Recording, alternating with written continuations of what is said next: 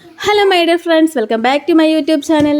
എല്ലാവർക്കും എൻ്റെ കപ്പയും ചിക്കൻ കറിയും വെക്കുന്ന വ്ളോഗിലേക്ക് സ്വാഗതം. ചിക്കൻ കറി ഓൾറെഡി ഞാൻ ഇന്നലെ തന്നെ വെച്ചിട്ടുണ്ടായിരുന്നു. അപ്പം ഞങ്ങൾ ഇന്നലെ ചിക്കൻ വാങ്ങുന്ന സമയത്ത് കപ്പയും കൂടി വാങ്ങിയിട്ട് വന്നു. അപ്പം ചിക്കനും കപ്പയും കൂടി ഇന്ന് ആക്കാലോ എന്ന് വിചാരിച്ചു.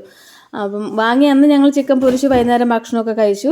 എന്നിട്ട് പിറ്റേ ദിവസം രാവിലെ പിള്ളേർക്ക് സ്കൂളിൽ പോകണം. അപ്പോൾ എന്തായാലും അവർക്ക് ചോറ് വെക്കണമല്ലോ. അപ്പോൾ അവർക്ക് ചോറും കറികളൊക്കെ കൊടുത്തു വിട്ടു. അപ്പം ഞങ്ങൾ ഉച്ചക്കത്തേക്ക് ഞങ്ങൾക്ക് ചോറ് വെച്ചില്ല, പിള്ളേർക്ക് മാത്രം രാവിലെ കുറച്ച് ചോറേ വെച്ചുള്ളൂ കൊണ്ടുപോകാൻ വേണ്ടി. അപ്പോൾ ഉച്ചയ്ക്ക് ഞങ്ങൾ ലഞ്ചിന് കപ്പയും ചിക്കനും ആക്കാമെന്നാണ് വിചാരിച്ചത്.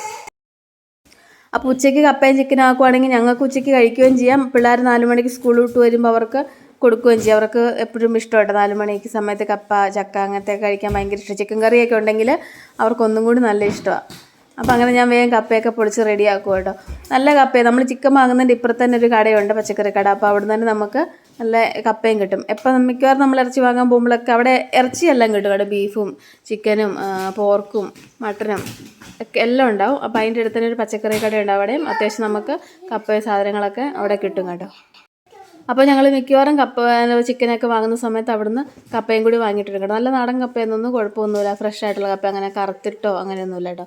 അപ്പോൾ ഞാൻ കപ്പയെല്ലാം കൊത്തി നുറുക്കി കുക്കറിലാക്കുവാണെങ്കിൽ വേഗത്തിലാവും. കലത്തിലൊക്കെ ആകുമ്പോൾ എനിക്ക് പിന്നെ നോക്കി വേവൊക്കെ നോക്കണ്ടേ. കുക്കറാകുമ്പോൾ പിന്നെ അതൊന്നും അറിയേണ്ട ആവശ്യമില്ലല്ലോ. ഒറ്റ വിസിലടിച്ച് കഴിയുമ്പോഴേക്കും കപ്പ റെഡി. അപ്പോൾ ഞാൻ ഉപ്പൊന്നും ഇടത്തില്ല, ആകെ കപ്പയും കുറച്ച് വെള്ളവും കൂടി ഒഴിച്ചിട്ട് അങ്ങ് ഒരു വിസിലടുപ്പിച്ചെടുക്കും. എന്നിട്ട് പിന്നെ വിസിലടിച്ച് കഴിയുമ്പോൾ പിന്നെ കുക്കറിൽ നിന്ന് കപ്പയുടെ വെള്ളമൊക്കെ ഊറ്റി കളഞ്ഞിട്ട് പിന്നെ നമ്മുടെ തേങ്ങാരപ്പും കൂടി, നമ്മൾ ഒതുക്കിയ തേങ്ങയുണ്ടല്ലോ, അതും അങ്ങോട്ട് ഇട്ട് കൊടുക്കും. കപ്പയ്ക്ക് പിന്നെ തേങ്ങ ഒതുക്കുമ്പോൾ എന്തൊക്കെ ഉണ്ടെന്ന് ഞാൻ നിങ്ങൾക്ക് പറയേണ്ട ആവശ്യമൊന്നുമില്ല. കപ്പയും ചക്കയൊക്കെ വേവിച്ചത് കഴിക്കാത്തവരാരുമല്ല, എല്ലാവരും ഏകദേശം ഒരുപോലെയൊക്കെ തന്നെ ആയിരിക്കില്ല ആക്കുന്നത്. അപ്പം ഞാൻ തേങ്ങയും മഞ്ഞൾപ്പൊടി, ഉപ്പ്, കുറച്ച് കറിവേപ്പില, കാന്താരമുളകും കൂടിയിട്ട് മിക്സിയിൽ ഒന്ന് ക്രഷ് ചെയ്തെടുക്കും, മാത്രമേ ഉള്ളൂ കേട്ടോ. കാരണം ഒത്തിരി കപ്പയ്ക്കും ചക്കയ്ക്കും ഒന്നും ഒത്തിരി നല്ലോണം അരയേണ്ട ആവശ്യമൊന്നുമില്ലല്ലോ. എന്നിട്ട് അത് നമ്മൾ ഊറ്റി വെച്ച കപ്പയിലേക്ക് ഈ അരപ്പും കൂടി ഇട്ടിട്ട് ഒന്ന് ചൂടാക്കിയെടുക്കും. ചൂടാക്കിയിട്ട് പിന്നെ അത് കുഴച്ചങ്ങെടുത്താൽ നല്ല കപ്പപ്പുഴുക്ക് റെഡി. ചിക്കൻ കറിയും കൂട്ടി കഴിക്കാൻ എന്താ ടേസ്റ്റ് എന്നറിയോ കപ്പപ്പുഴുക്ക്. എനിക്ക് ചെണ്ടക്കപ്പയോട് അങ്ങനെ വലിയ ഇഷ്ടമൊന്നുമില്ല. ഇവിടെ പിള്ളേർക്ക് ഒരു പ്രാവശ്യം ആക്കി കൊടുത്തവർക്ക് ഭയങ്കര ഇഷ്ടമാണ് കപ്പ നമ്മുടെ കാന്താരി ചമ്മന്തിയൊക്കെ ആക്കിയിട്ട് കഴിക്കാം. പക്ഷേ എനിക്ക് അതിനോട് അങ്ങനെ വലിയ ഇഷ്ടമില്ല. അപ്പോൾ ഞാൻ കപ്പ എപ്പോൾ കിട്ടിയാലും എൻ്റെ ഇഷ്ടം ഇങ്ങനെ പുഴുങ്ങുന്നതായതുകൊണ്ട് ഞാൻ അങ്ങനെ ആക്കത്തുള്ളൂ. അപ്പം ചിക്കൻ കറി ഓൾറെഡി ഞാൻ പറഞ്ഞില്ല, തലേദിവസം ഞാൻ വേവിച്ച് വെച്ചിട്ടുണ്ടായിരുന്നു. അപ്പം പിള്ളേരിവിടെ കിടന്നിട്ട് അലമ്പ. അപ്പം ഞാൻ അതിലേക്ക് ആ ചിക്കൻ കറി ഞാൻ എടുത്തൊരു പാനിലേക്ക് വെച്ചൊന്ന് ചൂടാക്കി എടുത്തിട്ട്, അപ്പം കുറച്ച് ഗ്രേവിയുടെ കുറവുണ്ട്. അപ്പം ഞാൻ രണ്ടാമത് ഇച്ചിരി വെള്ളമൊക്കെ ചൂടാക്കി കുറച്ച് പൊടികളൊക്കെ ഇട്ട് കുറച്ച് ഗ്രേവിയൊക്കെ ആക്കിയെടുത്ത് നല്ല ടേസ്റ്റുണ്ട്. നല്ല കപ്പയും ചിക്കനും ആയിരുന്നു. എല്ലാവർക്കും ഇഷ്ടപ്പെട്ടു. പിള്ളേരൊക്കെ അതിൽ വയറ് നിറച്ചും കഴിച്ചു കേട്ടോ. അപ്പോൾ അത് കഴിഞ്ഞിട്ട് ഞങ്ങൾ നേരെ പിള്ളേരെ സ്കൂളിൽ നിന്നൊക്കെ കൂട്ടിയിട്ട് അനിയത്തിയുടെ പിറന്നാളായിരുന്നു. അപ്പോൾ അങ്ങോട്ടേക്ക് ഞങ്ങൾ പോയി. അനിയത്തി പിന്നെ അനിയൻ്റെ വൈഫ് കേട്ടോ.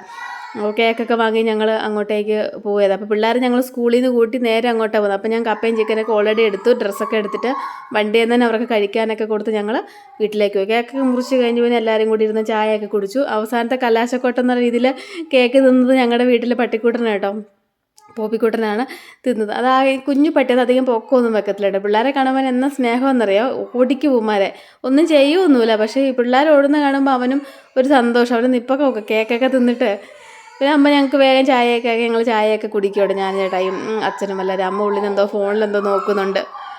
ചായയൊക്കെ കുടിച്ചിട്ട് ഞങ്ങൾക്ക് ചേട്ടായുടെ വീട്ടിലേക്ക് ഒന്ന് പോകണമായിരുന്നു. പിന്നെ ഞങ്ങൾ നേരെ ചേട്ടായുടെ വീട്ടിലോട്ട് പോകുകയായിട്ട് ചെയ്തത്. അവിടെ ചെന്ന് പിന്നെ എന്താ പറയേണ്ടത്, ചെന്ന് ചായയൊക്കെ കുടിച്ച് പിന്നെ കുറച്ച് വർത്തമാനമൊക്കെ പറഞ്ഞൊക്കെ ഇരുന്നിട്ട് ഞങ്ങൾ രാത്രിക്ക് തിരിച്ച് ഞങ്ങളുടെ ചെറുപുഴ വീട്ടിലേക്ക് വന്നിട്ട്. അപ്പോൾ ഞങ്ങൾ പോകാൻ ഇറങ്ങാൻ നേരത്ത് ഇവന്മാർക്കാണെങ്കിൽ വരാൻ മനസ്സായില്ല. ജോഷു അങ്ങോട്ട് അമ്മയുടെ ഫോൺ കിട്ടിയപ്പം അത് ഇടയ്ക്കിടയ്ക്ക് ഇങ്ങനെ ഞെക്കി ഗെയിമൊക്കെ കളിക്കും. അതുകൊണ്ട് അവരൊരു മടിയാണ് വരാം. ഞാൻ വരുന്നില്ല, നിങ്ങൾ പോയിക്കോ എന്ന്, ഞങ്ങൾ ചെറുപുഴയ്ക്ക് വന്നാക്കാം. പിന്നെ സ്കൂളിലും പോകണ്ടല്ലോ ഇവിടെ നിന്നാലേ, അതിനെ ജുവാൻ കയറിയിട്ട് തിരിച്ചിറങ്ങുകയൊക്കെ ചെയ്യുന്നത്. വരുന്നില്ല എന്നും പറഞ്ഞു. പിന്നെ എങ്ങനെയൊക്കെ രണ്ടിനെ പറക്കി കെട്ടിയൊക്കെ ഇരുത്തി പോയി. വണ്ടിയെ കയറുന്ന ജോഷു അവൻ്റെ ഉടുപ്പൊക്കെ അങ്ങ് ഊരി വെച്ചു. എന്നിട്ട് വീഡിയോ പിടിക്കുന്നതിന് പയ്യോ നാണക്കടയെന്ന് പറഞ്ഞിട്ട് അവൻ കൈപൊത്തിയിരിക്കുമോ. ജുവാൻകൂട്ടനാണെങ്കിൽ ഉറങ്ങുകയും ചെയ്തു കേട്ടോ. അപ്പോൾ ഇത്ര ഉള്ളത് ചെറിയൊരു വീഡിയോ. അപ്പോൾ എല്ലാവരും ചാനൽ സബ്സ്ക്രൈബ് ചെയ്ത് വീഡിയോ ഒക്കെ ഫുള്ള് കാണണം കേട്ടോ. ലൈക്ക് ചെയ്യുകയും കമൻറ്റ് ചെയ്യുകയൊക്കെ ചെയ്യണേ. അപ്പം മറ്റൊരു വീഡിയോ ആയിട്ട് വേറൊരു ദിവസം കാണാം. Okay, by.